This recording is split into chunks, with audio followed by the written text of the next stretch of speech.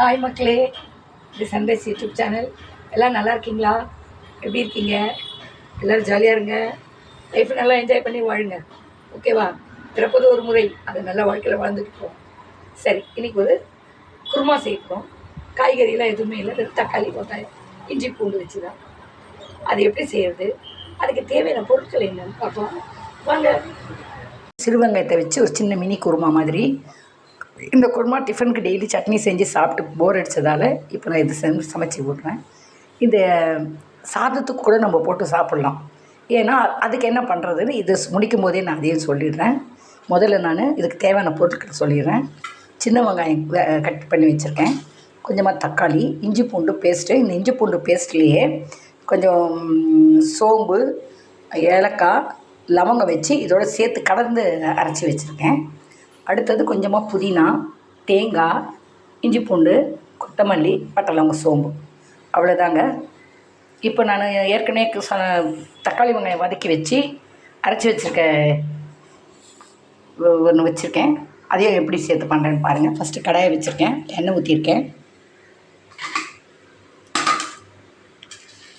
கொஞ்சமாக இஞ்சி பூண்டு இது பட்டை லவங்கம் போட்டிருக்கேன். சோம்பும் சீரகமும் சோம்பும் லவங்கமும் போட்டிருக்கேன். அது கொஞ்சம் பொரிஞ்ச பிறகு சின்ன வெங்காயம் போட்டு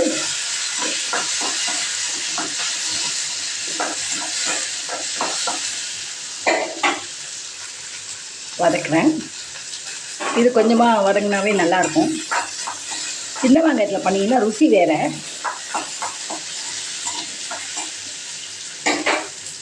டேஸ்ட்டே வித்தியாசமாக இருக்கும். அடுத்தது இஞ்சி பூண்டு பேஸ்ட், அதை போட்டு கொஞ்சம் வதக்குறேன். இதுவும் போட்டு நல்லா கொஞ்சம் வதக்கணும்னா எண்ணெயில் அந்த பட்டலம் அந்த சோம்பு வாசனைலாம் ஒரு பச்சை வாசனை போயிடும். அதுக்காக தான் அதையும் போட்டு 2 வாட்டு வாட்டிட்டேன். இப்போது தக்காளி அதையும் போட்டு கொஞ்சம் அதே எண்ணெயோடவே அப்படியே வதங்குறேன்.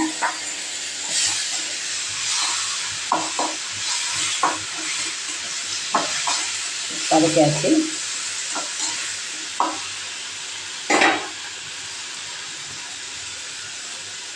அது ஒரு 5 நிமிஷம் வதங்கட்டும். அதுக்குள்ளே நான் இங்கே தக்காளி வெங்காயத்தை இப்போ தக்காளி வெங்காயம் பெரிய வெங்காயம் தான் போட்டேன், ஒன்று. தக்காளி வெங்காயம் 2 பச்சை மிளகாய் போட்டு அரைச்சி உங்கள்கிட்ட காட்டினேன் இல்லைங்களா, அந்த அரைச்சி வச்சுருக்கேன். அதையும் இப்போ எடுத்து நான் இதில் ஊற்றிடுவேன். ஏன்னா டக்குன்னு குழம்பு வைக்க எதுவுமே இல்லை அப்படின்னா சாப்பாட்டுக்கு அதுக்கும் இதை யூஸ் பண்ணலாம். சட்னி சாப்பிட்டு போர் அடிச்சிட்டா என்ன சண்டேஸ்லலாம் அதுக்கு நான்வெஜ் டேஸ்ட் வாசனையாகவும் இருக்கும். அதே நேரத்தில் நம்மளுக்கு ஒரு 2 in 1 மீன் கீன் வறுத்து கூட சைட் டிஷ்ஷாக வச்சுக்கிட்டு இதை ஊற்றிட்டு கூட நம்ம சாப்பிட்லாம். பாருங்கள், இப்போ அதை அரைச்சி வச்ச இதை நான் ஊற்றுறேன்.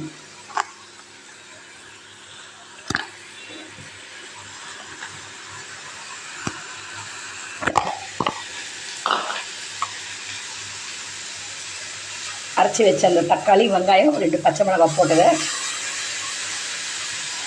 இதில் ஊற்றிட்டு அதையும் அது வதக்கிட்டு தான் அரைச்சிருக்கேன். அதனால் இதுலேயும் ஒரு 2 வாட்டு வாட்டிக்கலாம். அது ஒரு 2 நிமிஷம் அப்படி வதங்கிடுச்சுன்னா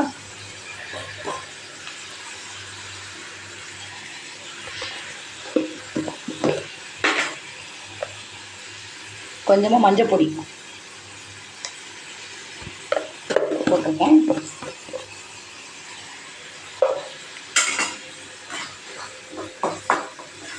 அதுவும் 2 வதக்குறேன்.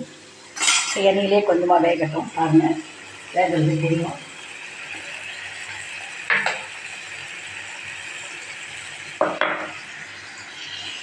இப்போது அதுக்கு தகுந்த அளவுக்கு உப்பு, கல் உப்பு போடுறேன்.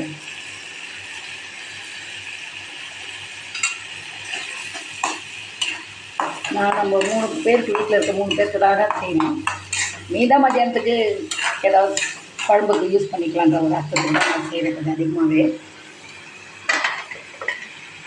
தக்காளி இந்த ஜூஸ் இருந்துச்சு, அப்படியே தண்ணியும் சேர்த்துட்டேன். 2 வேகன உடனே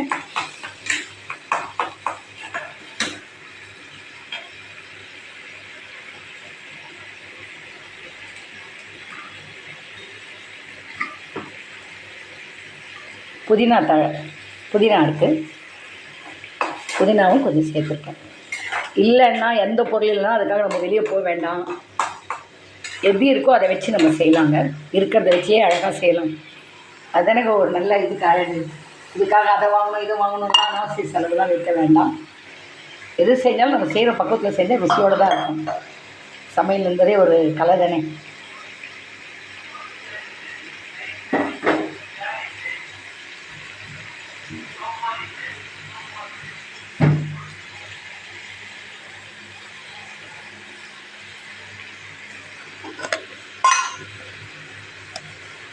இப்போ இதுக்கு தேவையான காரம் 2 பச்சை மிளகா தான் போட்டிருக்கேன். அதனால் 1 ஸ்பூன் மிளகாத்தூள். எங்கள் மிளகாத்தூளில் நான் தனியாக கலந்து தான் அரைச்சி வைப்பேன். எப்பவுமே தனியாக அரைக்க மாட்டேன். தனியாக மிளகா தனியாக அதையும் ஒரு கலக்கிட்டு இன்னும் கொஞ்சம் இந்த மாதிரி ஆயிடுச்சுன்னா போதுங்க. இந்த அளவு போதும். திட்டமாக இருக்கு பாருங்க. இதில் ஜாரை கழுவி வச்சுருக்கேன். ஃபஸ்ட்டு அந்த தண்ணியை ஊற்றிடுறேன்.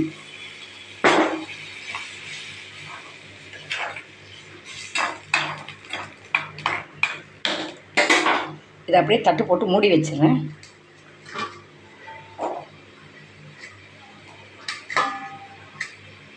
பாருங்கள், இப்போ நல்லா அது வேகுது, வேக ஆரம்பிச்சிருச்சு. இப்போ இந்த சின்ன தட்டை போட்டு நான் மூடி வச்சுட்டு அது வெந்த பிறகு உங்களுக்கு எடுத்து காட்டுறேன். இருங்க. இப்போ பாருங்கள், குழம்பு நல்லா கொதிக்குது. 10 நிமிஷமாக ஆயிடுச்சு. தக்காளி வெங்காயம்லாம் பாருங்கள் நல்லா வெள்ளையாகிடுச்சு. தொக்கை அப்படியே திக்கான ஒரு குருமா ரெடியாக இருக்குது. இந்த டைமில் அரைச்சி வச்ச தேங்காய் இருக்கு இல்லைங்களா, அதை ஊற்றிடுறேன்.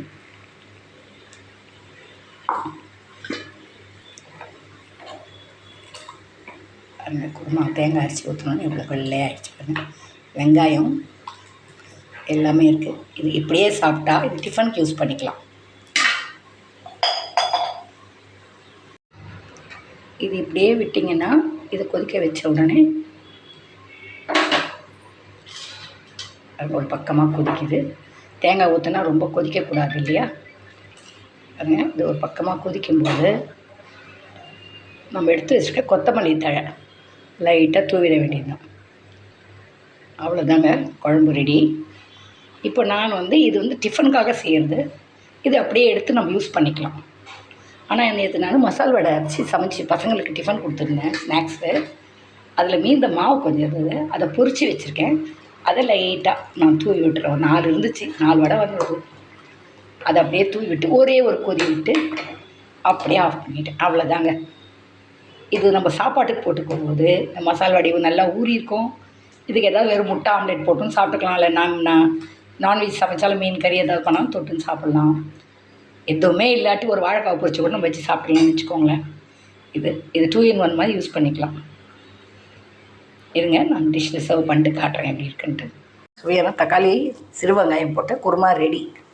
இது நான் மசால் வடை இருந்தது பொரிச்சு போட்டேன் இல்லைங்களா, அதை நீங்கள் இல்லைன்னா கடலை விற்கிற போடா வாங்கிட்டு கூட இதில் போட்டு ஊற வச்சு நீங்கள் சாப்பாட்டுக்கு சேர்த்து சாப்பிட்லாம். பாருங்கள், நீங்களும் உங்கள் வீட்டில் செய்யுங்க. இப்போ பண்ணோம் இல்லைங்களா இந்த குருமா, இது டிஃபன் யூஸ் பண்ணிக்கலாம். மெயினாக நான் சட்னிக்காக செஞ்சு டெய்லி அப்படி தான் சட்னி சாப்பிடுவோம். ஒரு வித்தியாசமான முறையில் சாப்பிட்லான்னு தான் வித்தியாசமான ஒரு குருமா செஞ்சு அந்த குருமாவே டிஃபனுக்கு வச்சுக்கலாம். நான் ஒரே நாள் அதை நிறைய வச்சுருவேன். அதை வச்சுட்டு காலையில் டிஃபனுக்கு யூஸ் பண்ணிப்பேன். மத்தியானத்துக்கு அதில் பகோடா போட்டு ஊற வச்சு பகோடா குருமா மாதிரி பண்ணிடுவேன். இல்லை உருளை ஏதாவது கடலைப்பருப்பு உருளை பண்ணாலும் அதை போட்டு எல்லாம் போட்டு ஊற வச்சா மதியானம் சாப்பாட்டுக்கு குழம்பு மீந்துக்கு வச்சு ஏதோ ஒரு முட்டை ஆம்லேட்டோ பொரியலை வச்சு நம்ம சாப்பிட்டுக்கலாம். அவ்வளோதான். பாருங்கள், இந்த வீடியோ பிடிச்சிருந்தா லைக் பண்ணுங்கள், ஷேர் பண்ணுங்கள், சப்ஸ்கிரைப் பண்ணுங்கள். தேங்க்யூ.